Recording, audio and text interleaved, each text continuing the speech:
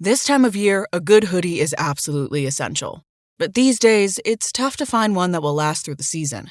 That's why the American Giant Classic Full Zip Hoodie is made to last a lifetime. So you can count on it to bring you comfort and warmth year after year. Slate Magazine called it the greatest hoodie ever made. And from cotton to zipper, it's made right here in the USA. It's crafted with timeless style, heavyweight fleece, a double-lined hood, and reinforced elbow patches, which means this hoodie can withstand any outing or adventure. It'll be your new favorite hoodie, and you can depend on it for years to come. Plus, buying from American Giant means supporting local communities of farmers, manufacturers, and more. This season, snag the hoodie that will bring you comfort for life, the American Giant Classic Full Zip, and save 20% off your first order at american-giant.com when you use code CLASSIC24 at checkout. That's 20% off your first order at american-giant.com. Code CLASSIC24. You're listening to 2024 in Review, a look back at some of the most compelling conversations and stories of the year from True Crime Today and the Hidden Killers podcast. You are listening to continuing coverage of the trial of Chad Daybell from True Crime Today and the Hidden Killers podcast. Let's go back to the courtroom. Now, you can't say the police didn't try. You can't say the police didn't try. They brought out a bulldozer. They had a bulldozer. Look at the pictures. They made an effort to try to find whatever they could find. But they couldn't find all the pieces. And they didn't find all the pieces. See the pictures of Lori Vallow's garage in the exhibit. And there's a container of Quikrete. And you talked about how one of the people said that while trying to dig it up, it looked like there was some sort of concrete or Quikrete or hard, because Alex Cox poured about some Quikrete in there. But the question remains is this. If Alex Cox put the body in the ground and put Quikrete to cover up the burial, when did the carnivore bite take place? When did we get the carnivore bite if Alex Cox took the body directly from his apartment, brought it over to Chad's like they're suggesting, threw it in the ground, threw in the Quikrete? When did the carnivore bite take place? Alex Cox murdered Tylee Ryan. Lori Vallow knew what was going on because her beloved little brother, or beloved big brother, could be tagged for the murder of Charles Vallow. And those two kids saw it. And Alex Cox took the body after he murdered Tylee Ryan. He took it out somewhere and he burned the body. And while out in the middle of Fremont County or Madison County or wherever he went, where there are thousands and thousands of acres of open ground. Yellowstone Park is just a short way away, folks. This is a wildlife heaven for hunters. Great place for hunters. The body was burned. It was subjected to a carnivore bite, and then it was put in the ground. And on September 9th, Alex Cox was on Chad Daybell's property, at least part of the time. If you remember what Patrick Eller said, he talked about the fact that there's a certain block of time, an hour 15 minutes, an hour 20 minutes or more, where we can't really identify where Alex Cox was. He was there, he was gone, he came back. But then remember the testimony from the state's expert, and remember the testimony from Patrick Eller. 6 or 7 other times, Alex Cox was on the property of Chad Daybell, no location device with Chad Daybell at that time.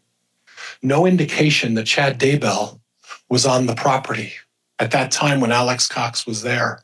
You commit murder of 2 kids, and the intent is to eventually finish off husband number 5. What's the best place, the ideal place to bury bodies? The new husband. Set him up. Chad Daybell's electronics weren't there. Chad Daybell wasn't there. Other people were there, especially on the 23rd. The 2 people who were there when J.J. Vallow was brutally murdered, but set Chad up. And then to make things nice and neat, Alex, finish him off like you were going to do Brandon Boudreaux, like you did Charles Vallow. Alex Cox is a murderer, and he is not shy about shooting people. He shot at Brandon Boudreaux. He murdered Charles Vallow. Chad Daybell was next, and to make the plan nice and neat, let's bury the bodies on Chad Daybell's property. Folks, this has nothing to do with religion. This has nothing. You take a dozen or 2 dozen or even 4 or 5 dozen text messages or emails and communications with someone you're having an affair with, and you tell me that you're going to be able to construe them only one way, they can be construed a number of ways. And that's exactly what they did. Confirmation bias. Confirmation bias. You pick the target and you don't do your job. Text message. Gibb to Prosecutor Wood. Keith, Dateline interview, and I want to make sure the church is protected. You heard Melanie Gibb read that. Keith and I. Keith Morrison. Dateline. We want to make sure the church is protected. There were over 300 other messages between Prosecutor Wood and Melanie Gibb. Why are we,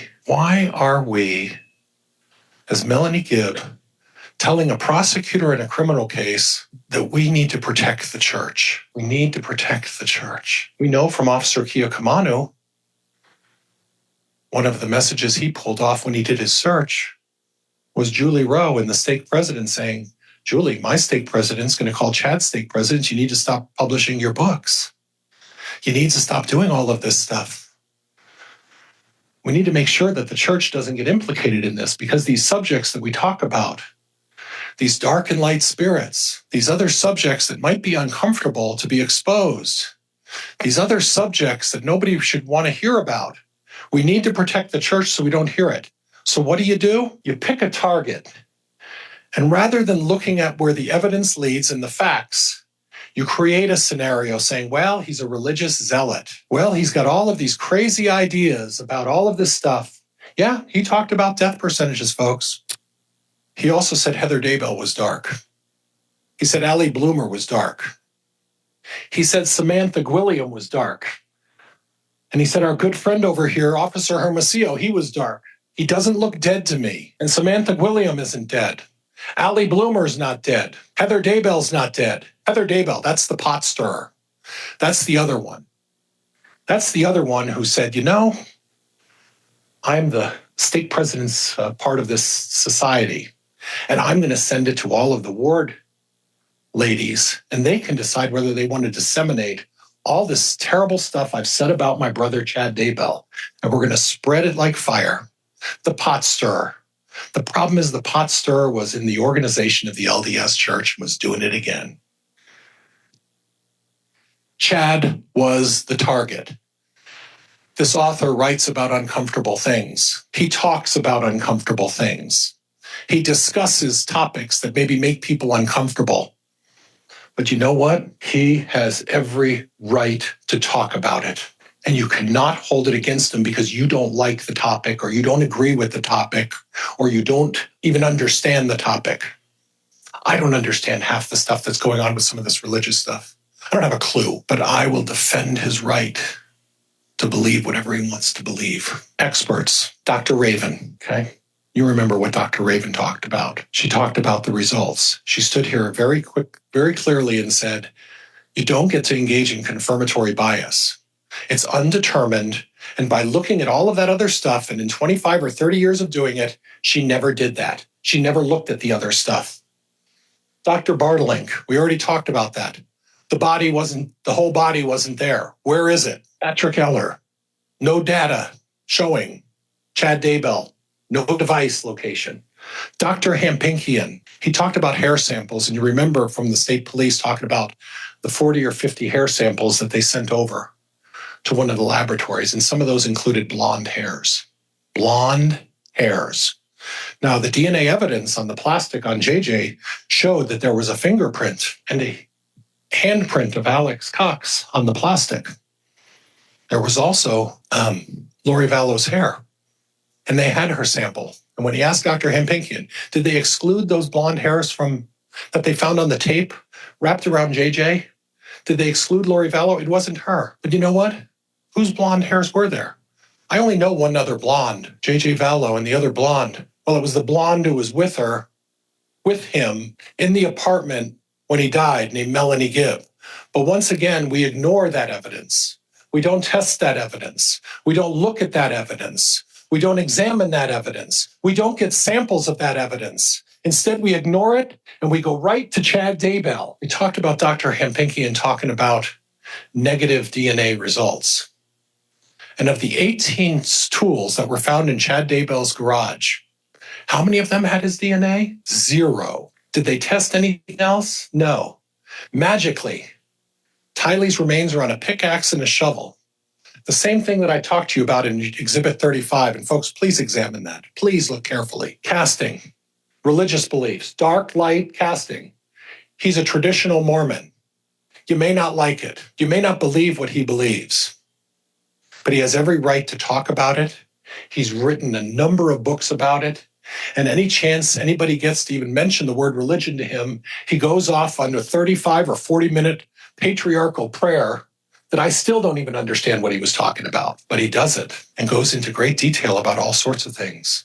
Dark spirits, death percentages, castings. You heard from Emma Murray. And she talked about the fact that she felt like she had something possessed in her. And Chad helped her rid her of that spirit. Now, whether you believe it or not, it doesn't matter. But I asked her, does that mean you die? No. And when they're talking about inflicting pain and inflicting discomfort, they're not talking about inflicting discomfort on the actual person. The discussion, if they took the time to look at it, is they're inflicting pain on the spirit that's inhabited the body, and they're trying to make it uncomfortable so that the body and the spirit are separated, and that spirit goes off. And you make it uncomfortable enough that that spirit disappears. DNA evidence. I talked about this already. No Chad, Alex Cox, Lori Vallow, primary and secondary. And the important thing is here, folks, is this. At the time that J.J. Vallow was buried, I talked to Dr. Hempinkian about this, and some of you smiled because I said, is there anything else I'm missing? Sweat, spit, fingerprints, breathing, any kind of way to get DNA. And Dr. Hempinkian said, a small little particle, that's all it takes. And yet after the state lab did their examination, after they went through everything, nothing of Chad's.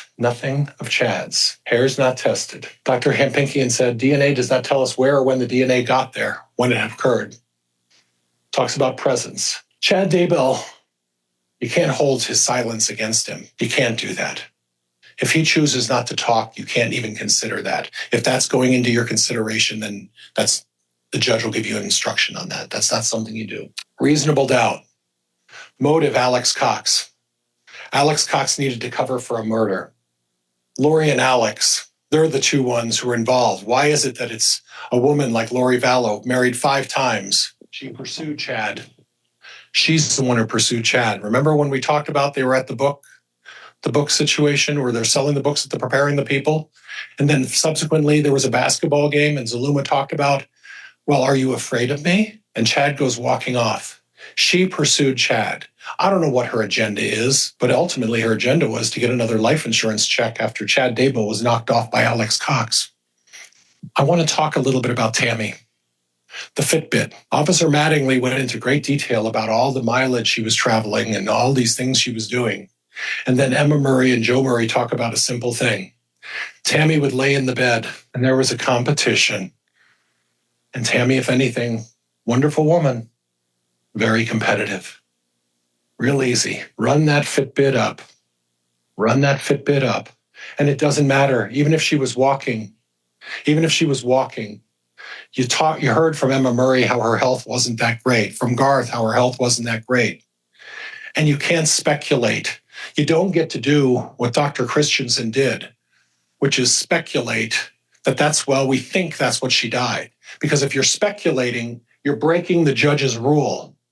No speculation. Either you know what caused it or you don't know what caused it. And if you don't know what caused it, and one person says undetermined, the other one says homicide because I was provided all the police reports, that doesn't get you there.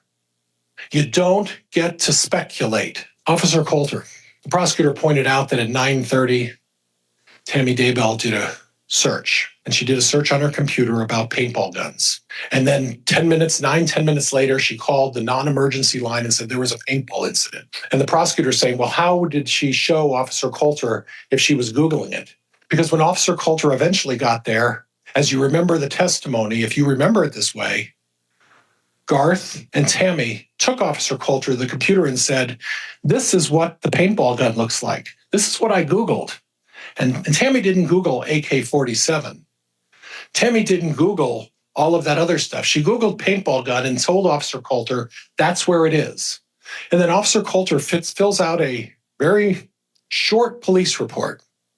And lo and behold, at the urging of whoever his boss is out there, changed it a little bit. But he included that Joe Murray saw and heard Tammy yelling. And Joe got up there and said, I did not hear that. I did not do any of that. You're wrong, Officer Coulter. And he got his facts wrong. And you know where he gets facts wrong on? The second report he did. Sometime later, after he does the second report, that's where he got the facts wrong. I want to clarify something else. When the police on the 26th contacted Melanie Gibb, she said, I have JJ. I have JJ. And it wasn't a short time later. There was a suggestion that it was a short time later. It was 10 days later. The gig was up. Melanie knew she was caught. She was there during the murder, and suddenly she starts singing. And she starts telling these long tales. And the biggest complaining witnesses against Chad Daybell, David Warwick, Melanie Gibb. They're the two that are saying all of this stuff, saying, oh yeah, Chad. Well, they got the most to lose because they were there when J.J. Vallow was killed. Zaluma Pastenes, another complainer, married to the murderer of J.J. Vallow, married to the murderer of Tylee Ryan, married to the murderer of Charles Vallow, and married to the attempted murderer of Brandon Boudreaux. Brenda Dye ordered the autopsy, said no autopsy. Emma Murray agreed, and then said, my dad didn't say anything one way or the other. Chad wasn't trying to hide anything. Steve Schultz, no bruising. The bruising on Tammy's body, 8 bruises on one arm from the book fair carrying the books. Emma talked about that. 1 bruise on the other with 1 up here. You carry a book in your arm, it leans against your chest on one point, and you got 8 bruises on the other arm. There's no asphyxiation here, folks. You heard Dr. Raven saying 600 pounds would have to sit on your chest to smother you the way they're suggesting. No marks on the neck, no indication of anything else. This was not homicide. Steve Schultz, Chad's a good guy. He strayed, and he did have an affair, folks. He had an affair. But the affair doesn't mean he killed anybody. And maybe there was a plan. You tell me that you're having an affair with someone and you don't start discussing the possibility of a future, having a future, spending time together in the future, that doesn't mean you're going to murder. Reasonable doubt. Motive Alex Cox. Lori and Alex, that's where all the trouble. You don't go being married for 29 or 30 years with nothing as much as a speeding ticket on your record. And then you marry someone who, what are you, afraid of me? And 5 husbands later, no DNA. These officers failed this investigation. They absolutely failed in their investigation looking up the facts of this case. Folks, if there is reasonable doubt, and there is reasonable doubt, you must, according to the judge's instructions, return a verdict of not guilty. I am respectfully asking all of you to return a verdict of not guilty. All right. Thank you, Mr. Pryor. That will conclude the defense closing argument then. Does the state intend to offer a rebuttal closing? Yes, Your Honor. All right. Yeah, I'm going to suggest we take a quick recess before you start with the state's rebuttal. Is that all right, Ms. Blake? That would be, Your Honor. Thank you. Okay. We'll recess for 15 minutes and then the state can have its rebuttal. All right. There's more to come in the trial of Chad Daybell. Press subscribe so you don't miss any of our continuing coverage right here from True Crime Today and the Hidden Killers podcast.